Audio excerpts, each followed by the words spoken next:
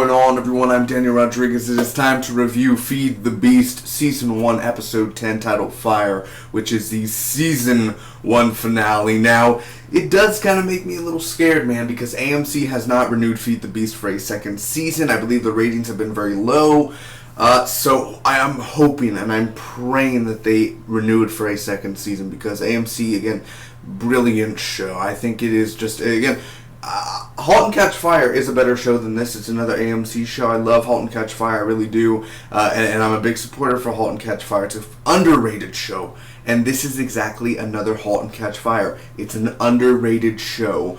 Don't make me wait 3 months to find out if it's going to be renewed. Just do it or not. You know what I mean? Like, the way that this finale ends, if it doesn't get picked up for season 2, I'm going to be sorely disappointed that everything will be left hanging, because when you think about it, it was a really good, great at times finale, but they were focusing too much on the future. They were really kind of like season 2, and well, what happens if this is the final one out of the series and we never get a season 2?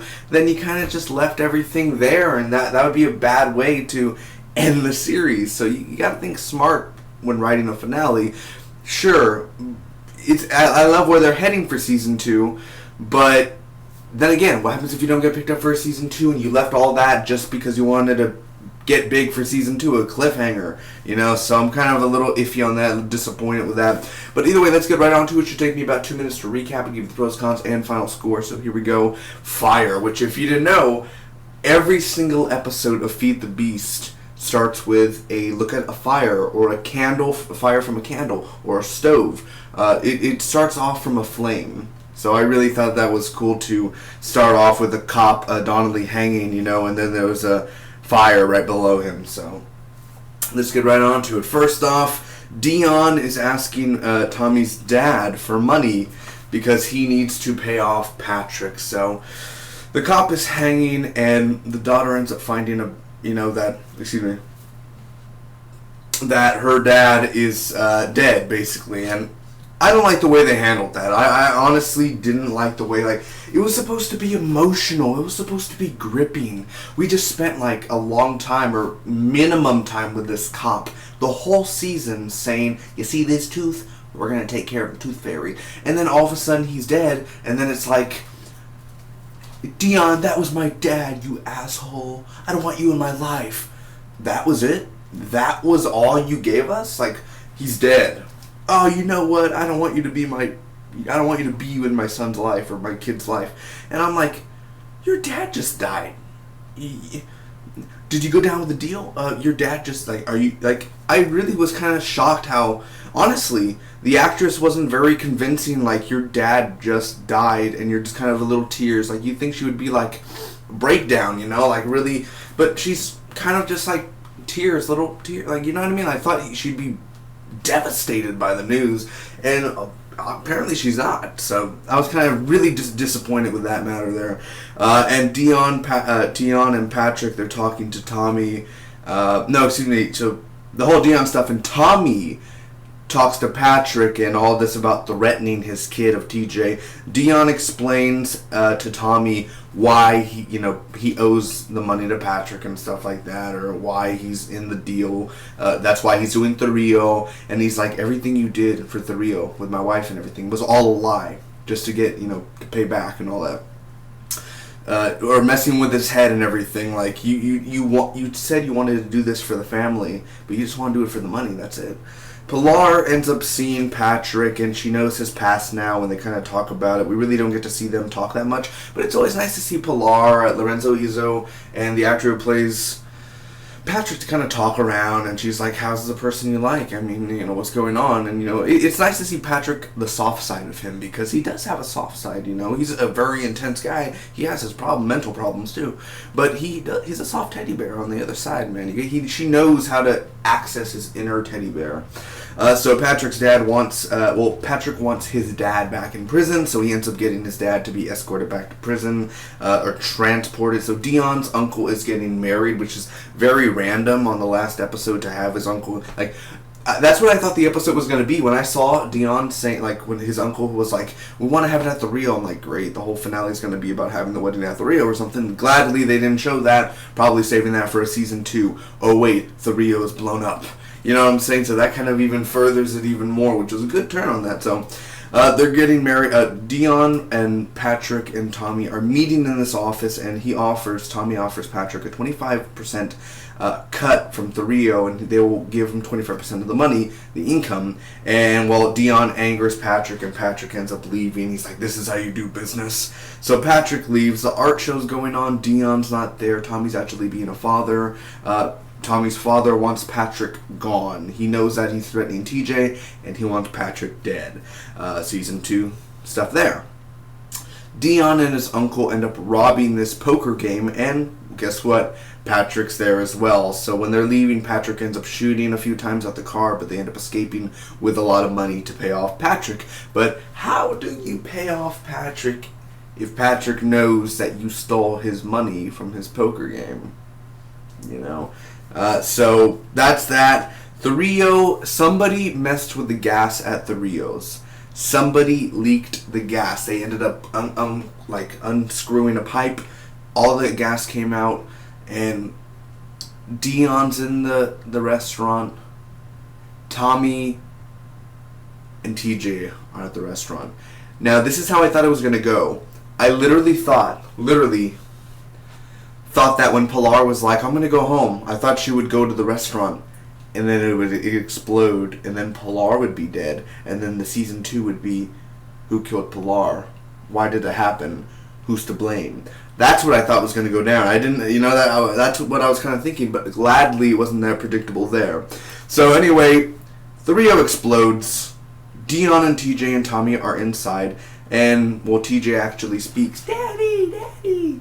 And we get to see how Ree actually got hit. And I actually seen it a few times. I replayed the scene, and I'm sorry, I mean, people who've gotten hit by cars, very serious, very hurtful, very, it's not anything, but the way it was done was pretty funny. I laughed a lot. I'm sorry, but she was like, it almost looks like she's running away from the car, trying to cross the street, but literally the way the stunt person did it was funny. It was like it was just, she did a double flip and stuff. It was pretty funny. I hope I'm not saying it's funny, but it's sad. And he ends up drawing the art stuff and all that, and I was like, that's cool. I mean, that's what he was working on the whole season, and to see the final product was actually very sweet and interesting and entertaining. Very artistic, man. You should have put that at the art show. I don't know why you didn't do that. That would have been very beautiful, and the dad could have saw it and oh man, wow. But overall, man, what did I think about this finale? First off, on the pros, I have to say the ending of the episode again was just, with the Rio blowing up, I like the idea, and I like, it's kind of like, oh, well, we just worked hard to do the Rio, but now, looks like the money's probably gone. A lot of stuff, well, my money's upstairs maybe, but a lot of stuff is going on, and they worked hard, and who did the gas leak? Was it Patrick's men? But Patrick was at the poker game, so who actually did it? You know what I'm saying? So it's kind of, because they didn't show who did it, so how do we know it's Patrick? How do we know it wasn't some staff member or some other person? TJ speaking, that was another strong thing when he was saying it's not my fault, and it kind of reminded me of Good Will Hunting in a way. So I thought that was, even, the little dialogue that he did, I thought was kind of perfect for having him speak again, and Tommy was all surprised. The effects in here, now, I understand that some of the special effects when the fire bursted out was kind of but for what they can do, I mean, I understand it's not like a high budget show or anything like that. It's not Game of Thrones. I mean, you can't have a practical explosion, but for what they did, it was entertaining, and it was fine for what it was. The art show, Tommy actually being a dad, actually seeing him care for his son was something new and different, and even though he was faking it, you could tell he was like, oh, good, buddy, just being one of those, dads that are like, oh, I guess I gotta do some work and actually say something, oh, good job, son, stuff like that. He still at least was trying to be a dad, instead of him being all like, oh, later, Pilar, or, oh, God, Dion, my wife, you know what I mean? He was actually, oh, right, Tej, awesome, the art show, you know what I mean? He actually tried, and that's why I like it, because David Schwimmer and Jim Sturgis are this show. They are Feed the Beast. Jim Sturgis is the charismatic comedian who always screws up, and David Schwimmer is the heart of the show. He is the brains and the drama of the show, which is very beautifully done. Dion needs Tommy. That was another thing that Jim Sturgis really just pulled on, man. He was like, I need you. Like, without you, I would have been dead a long time ago. Like, I wouldn't have survived if you wouldn't have came into my life. And that was a very strong and pivotal moment for the show and the whole series alone. And the flashbacks with the accident. And I was kind of sad. I kind of literally got... my eyes were getting a little watered when the Rio blew up, and then Tommy was having flashbacks of his wife, and when they entered, and I literally was getting like teary-eyed. So I thought that was a beautiful moment there. It's almost like if he died and he was with his wife, and what happens if you know what I mean? Like, it would have been a very sad moment, and kind of like, oh, if this was like the series finale, it'd be a little understandable in where they were going with it. So the cons, which well, I don't want to spoil Preacher, but let's just say explosions, kind of AMC's new thing for finales. Now the cons. The cop being dead, the reaction, it wasn't a big deal. It wasn't made like... I guess you could save it for season 2, but it's kind of a finale thing. Like, the finale felt rushed. It felt not very well written at times. Like, sure, dialogue's fine, okay. Add a few scenes, very strong moments, but there are a few things that felt rushed, or it didn't feel like it should have been concluded. Something shouldn't have been included, and some things... something should have been in there, some things should have been taken out, you know what I'm saying? As well as they're teasing too much for something that they may not even get. We may not get a season 2, so I already said that, so if you know what I mean, they've teased too much in this episode when they should have concluded stuff. Teasing more Patrick and his dad, teasing more this and that, teasing more that, you know what I mean? Like, they were just teasing too much, where it almost feels like this isn't a season finale. It's more of a mid-season finale, like you'll return in a few months sort of thing. It doesn't feel like it's the end of the season. It feels like a mid-season finale. They kind of went over and jumped the shark within the finale. But don't get me wrong, it's not a horrible episode. I thought it was a good finale. It wasn't a great finale. Disappointed in certain aspects of it. I'd like to hear what you guys thought, man. So you could comment down below and tell me what you thought about Feed the Beast. Overall, I'm going to give the finale, Fire, a B-. Thank you guys so much for watching. I hope you enjoyed. And, if I end up getting it up to like about 3 likes on this video, I know it's very low, 3 likes, but I don't have a lot of people actually watch Feed the Beast, and, I guess not a lot of people actually look up the reviews, I guess, not many people actually review it. So if you do come across this and you enjoyed the content, you enjoyed the review, if I get up to 3 likes, I will release my Feed the Beast Season 2 predictions. I have quite a few predictions on where our characters could go for Feed the Beast, who will be alive, what they'll do, where their route will be. I love this show. I really do enjoy it. It's one of AMC's best out of, besides Walking Dead and the mainstream stuff. This is a very underrated show. Sure, some people hate it. I enjoy it. I love it. I like it. It's relatable. It's fun. The characters are awesome. So, that's just me, man. Again, thank you so much. If you enjoyed, leave a like, comment down below, tell me your favorite parts about Feed the Beast, and hopefully within the next 2 or 3 weeks, my Feed the Beast Season 1 review should be out, and if I get 3 likes, Season 2 predictions. So, share with your friends, guys. Thanks again. You guys could hit that subscribe button for more. Really would appreciate it. Links down below to all the other shows I review, man. Mr. Robot. Upcoming is Halt and Catch Fire Season 3. Fear the Walking Dead. The Strain Season 3, a bunch more, man. So a lot on the channel. I want to thank everyone who's watched my Feed the Beast review week after week, or those who watch the past reviews. Thank you so much for supporting the channel, and just so much for that. Love you all. Enjoy you. And I'm announcing, when Season 2 gets announced, when, I will make a video announcing that, and of course I'll be back to review it.